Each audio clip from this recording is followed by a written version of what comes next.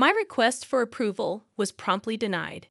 It would be fine if it's the storage shed. I exclaimed, "Don't make a fool of me. Our house is fairly spacious. If the rooms were tidied up, there would be no problem having my father live with us. Truly, my husband's feelings for me and my family are less than that of a pet." "Well then, I will sincerely clean up the storage shed and renovate it." "Even the storage shed can be used just like a regular room if it's clean. There's meaning in living with my father now," I determined. Aaron, however, seemed unenthusiastic. "There's no way I'm doing such a thing. Why do I have to renovate for your father?" I recalled the major renovation we did to ensure my mother-in-law, who visits sometimes, would not have trouble staying over. We even installed a bathroom and toilet, similar to a hotel. "I won't rely on such a demon-like man anymore." I made a decision. "My name is Vivian Westhill, 52 years old. I help with the company my husband runs. My son, Matthew, has left home, and it's just the two of us living together. My mother-in-law sometimes comes over, but since her house is nearby, she doesn't live with us." Reflecting on how I met my husband nearly 30 years ago, I shared, "I hate to say it myself, but I was famous for being good-looking in my hometown. My mother passed away in a traffic accident when I was in middle school, and I was helping each other out with my father. Although I was invited out by many men, they were nothing but a hindrance to me. I had a dream of becoming an accountant and was working hard towards that. Despite my popularity, I had a boyfriend of the same age. We would secretly call each other and go out to eat after part-time. I had no intention of dating anyone else. The only people I could let my guard down with were him and my father. He alone appreciated not my appearance, but my seriousness and true strength, among other aspects of my personality and way of thinking. I think we would have become a couple even if I wasn't the same appearance. That was the kind of relationship we had. However, everything changed one day when I returned home to find an unfamiliar family of 3 in my house. Seeing me, my father made a troubled face. I must have been more surprised. A known family introduced themselves. "We are the Westhills." Hearing the name Westhill made it click. A famous rich family in town. I wondered why they were in my house. "Welcome home, Vivian. Mr. Westhill here wants to take you as his wife." Shocked, I protested. "A wife? Marriage? What are you talking about?" I had never seen these 3 before. Everyone knows they hold significant influence in town as a wealthy family, yet the talk of me becoming a bride was unbelievable. "Nice to meet you, Vivian. Our Aaron has fallen for you at first sight. He insists on having you as his wife." My would-be father-in-law began speaking. Despite feeling unreal, they didn't disappear, and I was told, "Take your time and talk it over with your father. We'll come back in a week to hear your answer." As they left, I pondered, could our fate be decided in just a week? It didn't seem real. I thought things like this only happened in dramas, and I couldn't believe it was happening to me. Stunned, I watched as the 3 of them left. "Dad, what's this about a debt? What's your relation with those people?" My father turned to me with a pale face, drained of all blood. "Vivian, I'm sorry. It's true. I was lonely and started drinking and gambling. Before I knew it, the money was gone, and I began borrowing to cover it. Everything I heard since coming home was beyond my capacity to accept." "Debts? Why didn't you tell me? I understand you were lonely after Mom suddenly passed away, but having a debt." I couldn't think calmly, naturally. I couldn't even talk about it calmly. This was indeed out of the blue.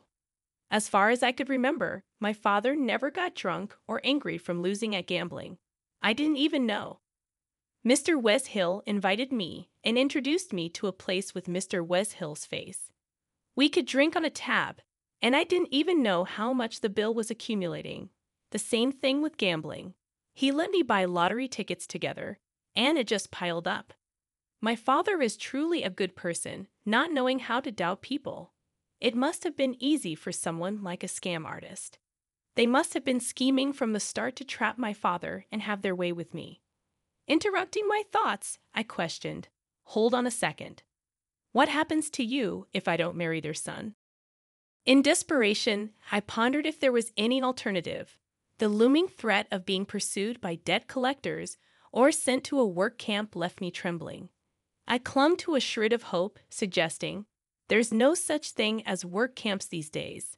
Can't you just keep working hard to pay it off?" My father's response was disheartening. "Sorry, Vivian, that's impossible. Debt collectors might start contacting my workplace.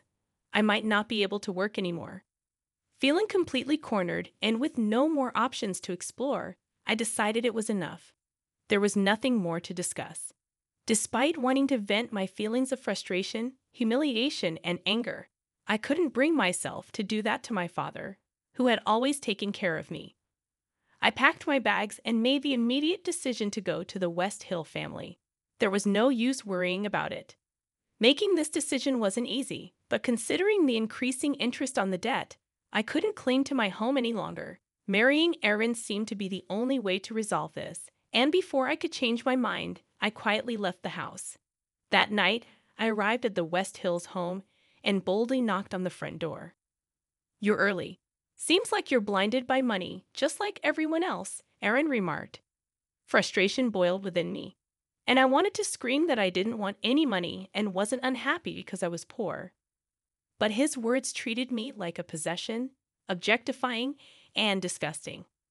Leaving everything behind, I looked forward to being with him from now on, offering a forced greeting as I entered the West Hill household. After that, everything progressed in a whirlwind. Betrayed by my trusted father and breaking up with my beloved boyfriend, it felt like all my emotions had disappeared. The grand wedding with a local famous person, attended by many, blurred in my memory. The only vivid image was my father's haggard look, erasing my resentment towards him.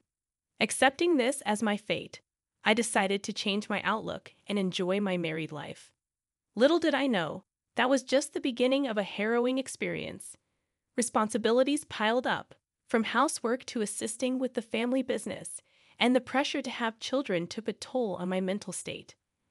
My mother-in-law constantly nagged, and my husband's initial kindness turned into indifference. It was far from the sweet married life I had imagined. "You're completely useless. A woman from the club would be better. Just quietly do your job and chores," my husband declared, treating me like a housemaid. When I became pregnant, even severe morning sickness didn't evoke sympathy. "You're getting fat.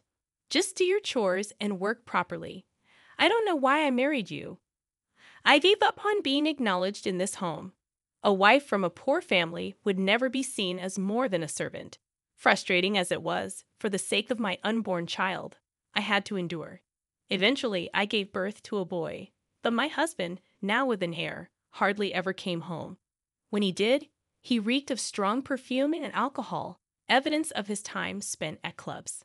However, my primary focus was on raising my child, so my husband's absence brought a sense of relief.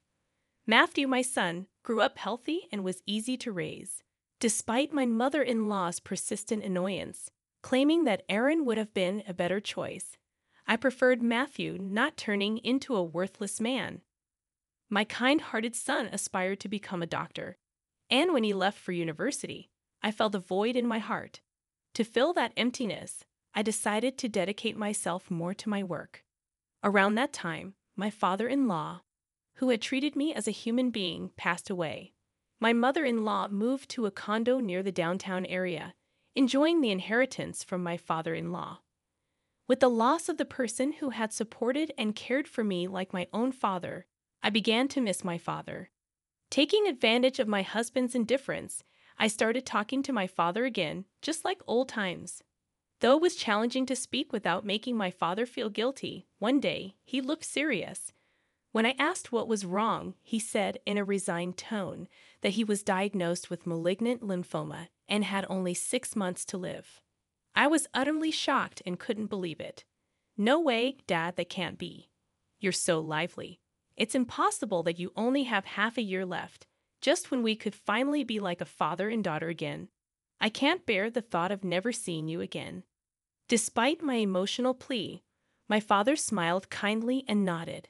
Wanting to ensure he wouldn't be alone, I decided to ask my husband to let him live with us in our spacious home. I'm not ready to give up, but at least I don't want him to be alone. My father expressed happiness hearing those words and left with a gentle smile. For the first time since getting married, I decided to confront my husband that night. As usual, he came home drunk with the smell of perfume.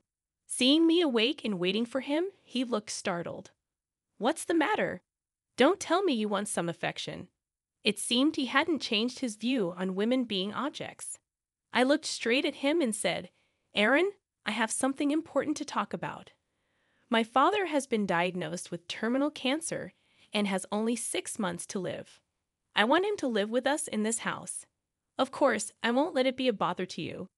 We can just use one of the vacant rooms in the house. That's okay, right?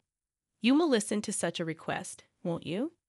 Since my husband was hardly at home, there should have been no reason to object. I took it for granted that he would agree. But the unexpected reply was, "Just leave that half-dead old man alone. I'm not going to let someone like that into the house. It'll ruin the atmosphere." "Absolutely not. If you want to do that, you can leave. I have no intention of living with a sick person." My request was flatly denied, and I felt like I had fallen into a gaping hole in the ground. In my heart, I screamed, "If you want, the shed is fine. Don't mock me. Our house is quite large, and there is no problem if my father moves in. After cleaning up a room, we can live without facing each other. My husband really holds feelings for me and my family that are less than that for a pet. Well then, I will seriously clean and renovate the storage shed. If the storage shed is cleaned, it can be used just like a normal room. There is meaning in living with my father now." However, my husband remained adamant, saying, "There's no way I'm doing such a thing. Why do I have to renovate for your father?" Recalling the major renovation I did for my mother-in-law, I decided not to rely on such a demon-like man anymore. Since then, I worked more than ever and visited my father when I had the time. Some days he seemed to be doing well, and other days he seemed to be doing badly. I couldn't feel alive every day unless I saw my father's face. I was only praying for my father's illness to be cured. Miraculously, my prayers seemed to be heard, as my father was still alive after 6 months. A bright light seemed to shine, and I started to live positively, little by little. About half a year after my father's confession, my husband came back with a pale face. I sensed that something serious had happened because he had never come back early since we got married. "Sit down. I have important news. I was told that I have cancer, and my life expectancy is short." Come to think of it, my husband had been looking pale lately. I thought it was due to drinking too much alcohol or lack of sleep. Strangely, I was not shocked. It was completely someone else's problem. Besides, everyone should take care of themselves. "You were like, leave that half-dead man alone, right? I'll do just as you said. If you want me to leave, I'm leaving. Oh yes, I found a lawyer for our divorce matters." I left the room without looking back. I decided to leave suddenly, but I did not regret it at all. You don't have a penny, do you? Where do you think you're going, leaving this house? You won't be able to live a luxurious life like you have been. You have been living on everything I have worked hard for, you inhuman. Does he still think that I have been living in this house for money? I had been subjected to brainwashing through my mother-in-law and endured verbal abuse from my husband, believing that I needed to stay and protect this house. However, since learning about my father's terminal diagnosis 6 months ago, I woke up to the realization that I couldn't continue living like this. During this time, I mentally prepared myself for divorce, ready to leave the house at any moment. My husband continued to shout something in the background, but it no longer concerned me. I never aspired for a luxurious life. All I needed was the ability to eat 3 meals a day and a place to sleep. I returned to my room, packed only the essentials into my suitcase, and left the house. Whether my husband faced trouble or not, it didn't matter to me. I promptly sent the email I had drafted, resigning from my position to the company's president. I aimed to settle everything related to my husband and the West Hill family, which I had been supporting for nearly 30 years. In fact, since discussing my father's situation half a year ago, I had been in contact with a divorce specialist lawyer recommended by the company's advisory lawyer. I shared everything about our marriage, starting from events before our marriage. The lawyer listened quietly, nodding in understanding. When I mentioned that I had been working for the family business without pay, the lawyer was genuinely surprised. It would amount to hundreds of thousands of dollars in unpaid salary. After finishing my story, he immediately commented that the divorce should be straightforward.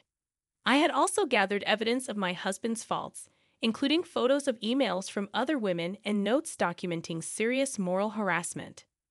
Additionally, I had recorded his verbally abusive remarks on my smartphone. While that evidence was sufficient, the lawyer also provided photos of my husband's infidelity for free.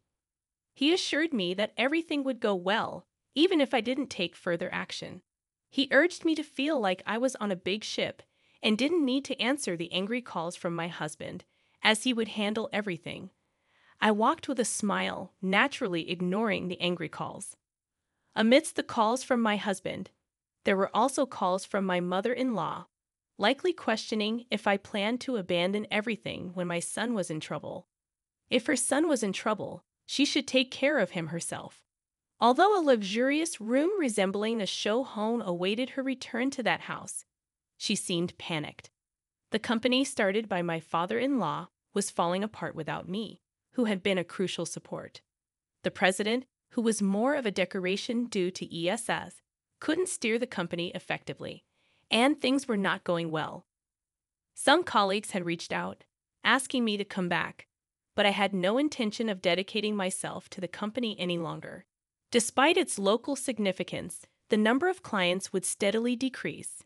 While I felt sorry for letting my father-in-law's hard-earned company decline, I believed that if my husband and mother-in-law had worked as diligently as him, this wouldn't have happened. My decision to quit might have been different, and my son Matthew might have considered taking over the family business. Furthermore, my husband not only contributed little to the company, but also seemed to constantly engage in inappropriate behavior with female employees, leading to suspicions and resignations. It appears that those women are planning to sue the company for sexual harassment.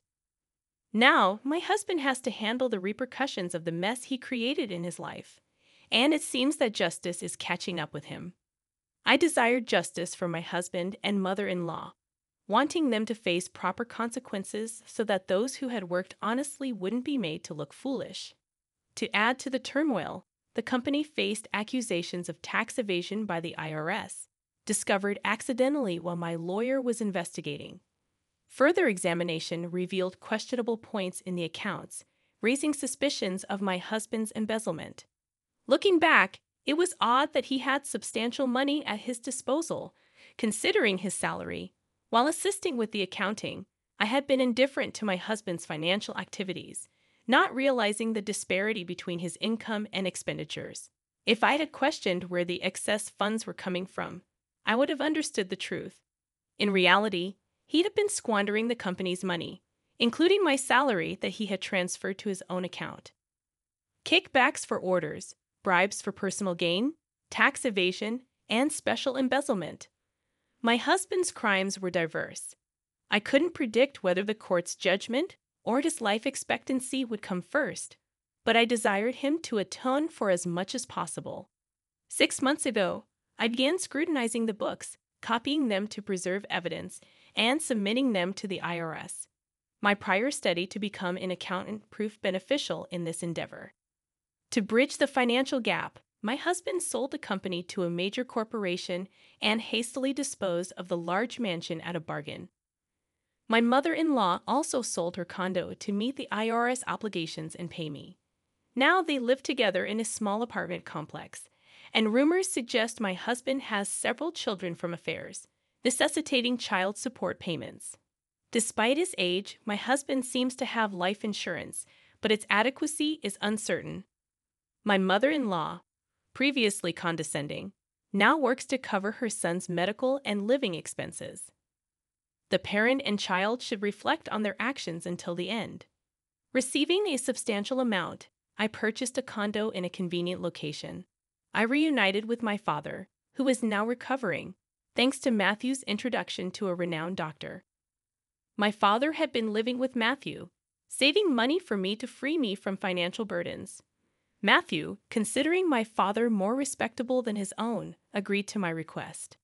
Living together until the condo was secured, I chose a place close to Matthew's home.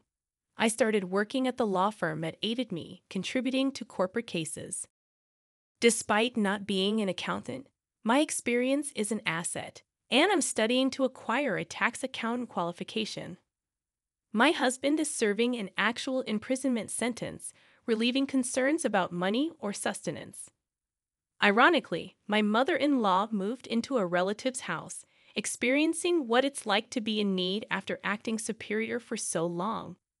Seeking justice for my mistreatment, I'm astounded by the prevalence of power and sexual harassment in various transactions. I worried about potential job losses due to the company acquisition, but it seems to have worked out for most.